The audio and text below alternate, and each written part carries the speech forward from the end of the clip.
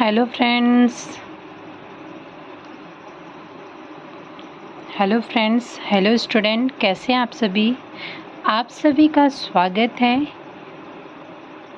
मेरी व्याकरण की कक्षा में।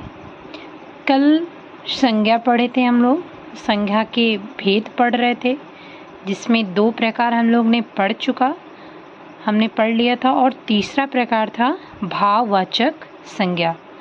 तो आज हम पढ़ेंगे कि भाववाचक संज्ञा क्या होती है। पहले तो इसके शब्द से ही अर्थ को जान जाते हैं। भाववाचक संज्ञा मतलब कुछ ऐसे शब्द जिससे किसी के भाव का प्रतीत, किसी व्यक्ति या वस्तु में उसके गुण द्वारा कोई भाव उत्पन्न हो, उसे भाववाचक संज्ञा कहेंगे। जैसे परिभाषा देख लीजिए, जिस संज्ञा शब्द से व्यक्ति या वस्तु के गुण, धर्म, दशा अथवा व्यापार का बोध हो, उसे भाववाचक संज्ञा कहते हैं। जिस संज्ञा शब्द से व्यक्ति या वस्तु के गुण, धर्म, दशा अथवा व्यापार का बोध हो, उसे भाववाचक संज्ञा कहते हैं। जैसे बुढ़ापा, नम्रता, लड़कपन, मिठास, समझ, ये सब क्या है? भाववाचक संज्ञाएं हैं। ठीक है, आगे देखिए। भाववाचक संज्ञाओं का निर्माण जातिवाचक संज्ञा, विशेषण, क्रिया, सर्वनाम और अपव्यय में प्रत्यय लगाकर होता है। जैसे भाववाचक संज्ञाओं का निर्माण जातिवाचक संज्ञा, विशेषण, क्रिया, सर्वनाम और अपव्यय में प्रत्यय लगाकर होता है। ठीक है, जैसे मित्र में ता प्रत्यय लगा दिए तो मित्रता होगी। मित्रता क्या है? भाववाचक संज्ञा है। ठीक है, आगे देखिए। समूहवाचक संज्ञा, अगला प्रकार देखेंगे, समूहवाचक संज्ञा। जिस संज्ञा से वस्तु या व्यक्ति के समूह का बोध हो, उसे समूहवाचक संज्ञा कहते हैं। समूह मतलब एक से अधिक व्यक्तियों का समूह। ऐसी संज्ञा जिससे वस्तु या व्यक्ति के समूह का बोध हो, उसे समूहवाचक संज्ञा कहते हैं। जैसे सभा, दल, गिरोह, गुच्छा, मंडल, होंद, पुलिस, अधिकारी, कर्मचारी, टी सेट, ऑर्केस्ट्रा, ये सब क्या है? एक समूह का नाम है। सभा किसी एक से नहीं होती है। सभा में 2, 4, 10, 20 व्यक्ति होते हैं, उनके समूह को सभा कहते हैं। दल, किसी दल से हम जुड़ते हैं तो उसमें एक व्यक्ति का ही दल नहीं होता है, बहुत से व्यक्ति हो सकते हैं। ठीक है, पुलिस में बहुत पुलिस होते हैं। ठीक है, पुलिस सिर्फ एक ही का नाम नहीं, एक ही से नहीं जाना जाता है कि एक ही पुलिस से, समूह में है तो पुलिस। अधिकारी, कर्मचारी, टी सेट है जैसे, तो टी सेट के लिए, टी सेट में एक समूह में 6, 7, 4, 5 जो भी है उसको समूह में जानते हैं। ठीक है, तो ये सब क्या है? समूहवाचक संज्ञाएं। अगला देखिए, द्रव्यवाचक संज्ञा। द्रव्यवाचक संज्ञा, परिभाषा देखिए। जिस संज्ञा से नाप तौल वाली वस्तु का बोध हो, उसे द्रव्यवाचक संज्ञा कहते हैं।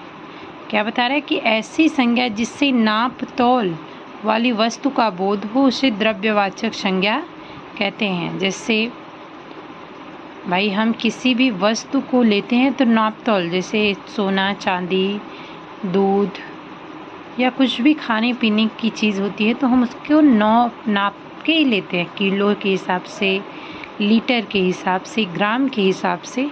तो जिसमें नाप तोल हो वह क्या है? द्रव्यवाचक संज्ञा है। जैसे ठोस पदार्थ है, ठोस पदार्थ में क्या क्या है? सोना, चांदी, हीरा, लोहा, तांबा। ठीक है, ये सब क्या है? ठोस पदार्थ है। दूसरा देखिए, द्रव पदार्थ। द्रव पदार्थ में क्या क्या है? तेल, पानी, घी, दही, रस। ये सब क्या है? द्रव पदार्थ।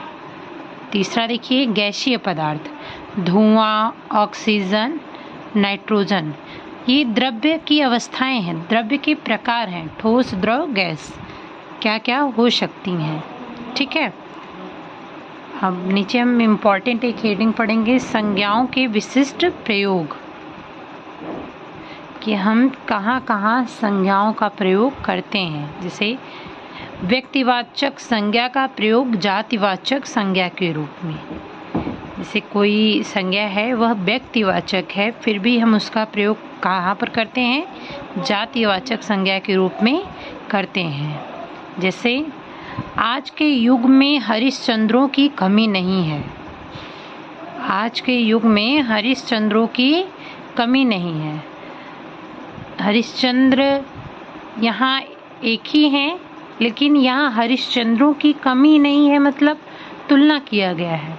हरिश्चंद्र एक सत्यवादी थे, राजा हरिश्चंद्र मतलब एक दानी पुरुष। तो अगर जिसमें यह गुण दिखाई देता है तो हम लोग कह देते हैं कि आज के युग में भी हरिश्चंद्रों की कमी नहीं है, उनके जैसे व्यक्ति हैं। तो यहाँ किसके रूप में प्रकट हुआ है? जातिवाचक के रूप में संज्ञा का प्रयोग हुआ है। दूसरा देखिए, देश को हानि जयचंद्रों से होती है। देश को हानि जयचंद्रों से होती है। जयचंद्र तो एक ही थे कि ऐसा काम किए, गलत काम किए या बुराई का साथ दिए या चुगलखोरी किए, लेकिन आज भी इस ऐसे कर्म करने वाले इंसान को कहा जाता है कि आज भी देश में हानि पहुंचाने वाले जयचंद्रों की कमी नहीं है। मतलब यहाँ पर जयचंद्र किसके रूप में प्रयोग हुआ है? जातिवाचक संज्ञा के रूप में प्रयोग हुआ है। आगे एक और भी एग्जाम्पल है, देख लीजिए। देश में रावणों की कमी नहीं है। देश तो व्यक्तिवाचक हो गया, लेकिन रावणों की कमी नहीं है। रावण जैसा बुरा इंसान जैसा कर्म किया है, आज भी ऐसे कुछ इंसान हैं कि रावण की तुलना की जाती है। तो देश में रावणों की कमी नहीं है। ये रावणों क्या हो गया? जातिवाचक। व्यक्तिवाचक होते हुए भी जातिवाचक का प्रयोग किया गया है। ठीक है, समाज में विभीषणों की कमी नहीं है। घर घर में सीता रहती है। गांधी अपने समय के कृष्ण थे। यशोदा हमारे घर की लक्ष्मी है। तुम कलयुग के भीम हैं। तो ये व्यक्तिवाचक का प्रयोग जातिवाचक के रूप में किया गया है। इसके एग्जाम्पल थे इतना। आगे देखते हैं, जातिवाचक से व्यक्तिवाचक संज्ञा। जातिवाचक संज्ञा से व्यक्तिवाचक संज्ञा। जैसे गोस्वामी जी ने रामचरितमानस की रचना की। ठीक, गोस्वामी जी ने रामचरितमानस की रचना की। तो गोस्वामी जी क्या है? व्यक्तिवाचक। और आगे जातिवाचक में हो जाएंगे। जैसे जातिवाचक में गोस्वामी तुलसीदास। ठीक है, ये क्या हो जाएगा? जातिवाचक हो जाएगा, गोस्वामी तुलसीदास। दूसरा देखिए, शुक्ल जी ने हिंदी साहित्य का इतिहास लिखा। शुक्ल जी, शुक्ल जी क्या है? व्यक्तिवाचक है। अब जब हम उनका पूरा नाम कहेंगे कि रामचंद्र शुक्ल, तो ये क्या हो जाएगा?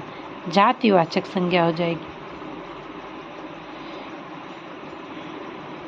ठीक है, उसी प्रकार देख लीजिए, पंडित जी भारत के प्रथम प्रधानमंत्री थे। तो पंडित जवाहरलाल नेहरू से है यहाँ कि पंडित जवाहरलाल नेहरू भारत के प्रथम प्रधानमंत्री थे। ठीक है, आगे देखिए, भाववाचक संज्ञा का जातिवाचक संज्ञा के रूप में प्रयोग। ये सब कैसे अच्छे पहरावे हैं। यहाँ पहरावा एक भाववाचक संज्ञा है। जैसे ये एग्जाम्पल है कि ये सब कैसे अच्छे पहरावे हैं। तो यहाँ पहरावा क्या है? एक भाववाचक संज्ञा है, किंतु प्रयोग जातिवाचक संज्ञा से हुआ है। पहरावे से पहनने के वस्तु का बोध होता है। जैसे हमने यहाँ पहरावा भाव दिखाया कि ये कैसा पहरावा है, अच्छा नहीं है। ठीक है, लेकिन जातिवाचक संज्ञा के रूप में इसका हुआ है पहरावे से पहनने के वस्तु का बोध होता है कि यह एक वस्तु है पहरावा। ठीक है, तो यहाँ क्या हो जाएगा, जातिवाचक संज्ञा हो जाएगा। ठीक है, आप लोग को व्याकरण की क्लास कैसी लगती है कमेंट करके ज़रूर बताएं। कल फिर एक नए टॉपिक से जुड़ेंगे, तब तक के लिए धन्यवाद।